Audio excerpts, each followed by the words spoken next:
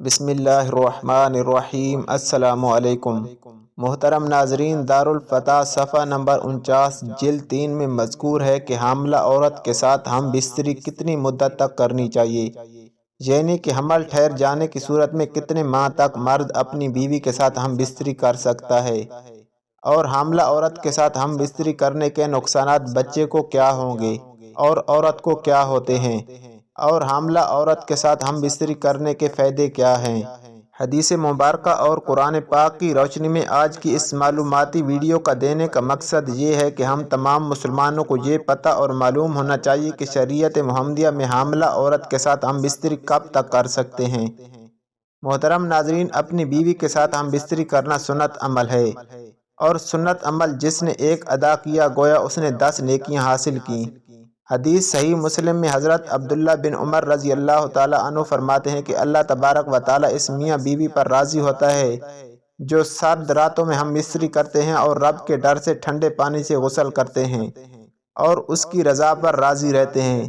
اس وقت اللہ تبارک و تعالیٰ فرشتوں سے فرماتا ہے، اے فرشتوں، تم ان کے سابقہ گناہ معاف کر دو، کیونکہ اس نے میری رضا کے لیے ٹھنڈے پانی میں غسل کیا ہے، اس لیے میں ان پر راضی ہو گیا ہوں۔ محترم ناظرین، اپنی خواہش پر صبر کرنا بہت مشکل ہوتا ہے، تو اب سوال یہ ہے کہ مرد اپنی حاملہ بیوی سے ہم بستری کب تک کر سکتا ہے؟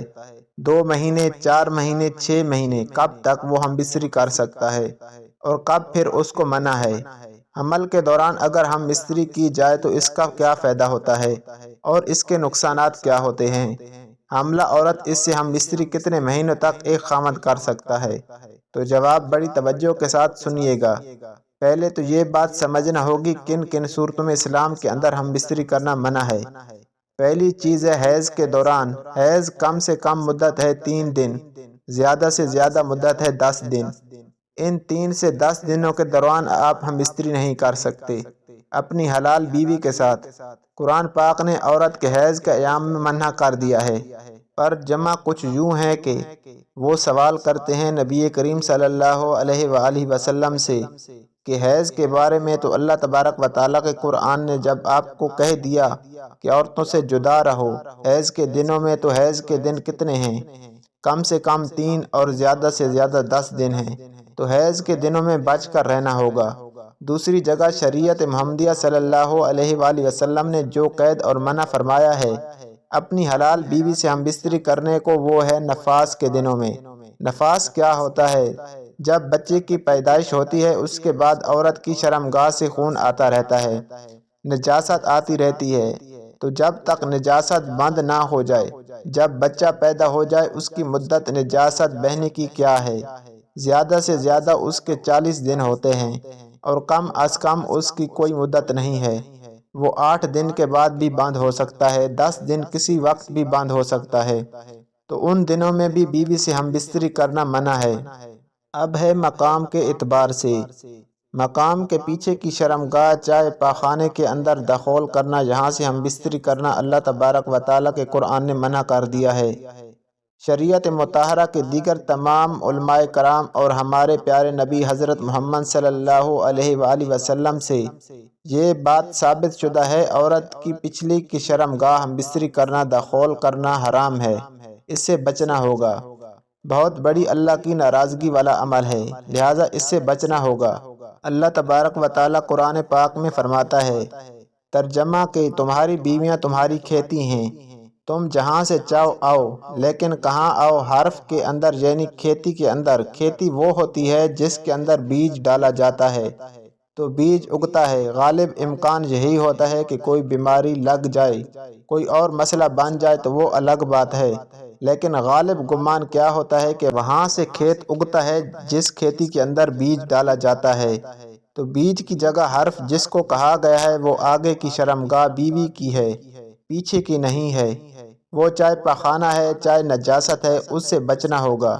تو اب آتے ہیں کہ آج کا جو سوال ہے کہ کب تک ہم حاملہ بیوی کے ساتھ ہم بستری کب تک کر سکتے ہیں؟ تو جواب بڑا واضح ہے۔ شریعت مطہرہ اسلام کے تمام مواخذ قرآن، حدیث، اجماع یا سارے آپ کو اجازت دیتے ہیں کہ آپ جب چاہیں، یعنی اگلے دن بچے کی پیدائش ہونے والی ہے، اس سے پہلے آپ اگر ہم بستری کرنا چاہتے ہیں تو کر سکتے ہیں۔ آداب اور اپنی بیوی کی صحت کو دیکھتے ہوئے لیڈی ڈاکٹر سے مشورہ کرنے کے بعد آپ کی ہم بستری کرنے سے بچے کو کوئی تکلیف ہو سکتی ہے، بیوی کو کوئی تکلیف ہو سکتی ہے، کسی قسم کا نقص پیدا ہو سکتا ہے، کوئی پریشانی آ سکتی ہے، تو پھر آپ کو صبر کرنا ہوگا۔ اور اگر اس طرح کا کوئی خدشہ نہیں ہے، کوئی امکان نہیں ہے تو آپ آزاد ہیں، جب چاہیں جیسے آپ کی بیوی کے لیے آسان ہو، اس کو تکلیف نہ ہو، بیوی کو بھی، اور نہ ہی بچے کو تکلیف ہو۔ صرف یہی چیز آپ نے سامنے رکھنی ہے، باقی سب کچھ لوگوں کی باتیں اپنی جگہ پر ان کو نہیں دیکھنا، صرف اور صرف شریعت مطہرہ آپ کو اس حوالے سے آزاد چھوڑ دیتی ہے۔ صرف آپ نے ڈاکٹر کی رائے کا احترام کرنا ہے، لیڈی ڈاکٹر جو مستند مسلمان ڈاکٹر ہو۔ حاملہ بیوی کے ساتھ ہم بستری کرنے کے فوائد کیا ہیں؟ فقہا کی رائے ہے، لیکن رائے انتہائی مستند کتاب کے اندر لکھی ہوئی ہے۔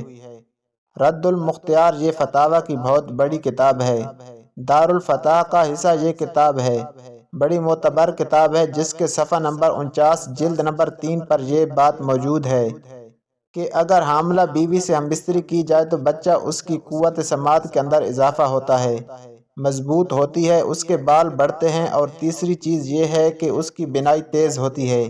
یہ فائدے ہیں اس عمل کے، اگر اس کو اسی سوچ کے ساتھ، اس یقین کے ساتھ کیا جائے تو انشاءاللہ یہ فائدہ حاصل ہوگا۔ اور ظاہر سی بات ہے، خواہش تو پوری کرنی ہے۔ انسان کو اللہ تبارک و تعالیٰ نے پیدا کیا ہے، اس کے سامان بھی پیدا کیے ہیں، خواہش کو پورا کرنے کے حلال طریقے سے بندہ پورا کر رہا ہے تو اس پر کوئی پابندی نہیں۔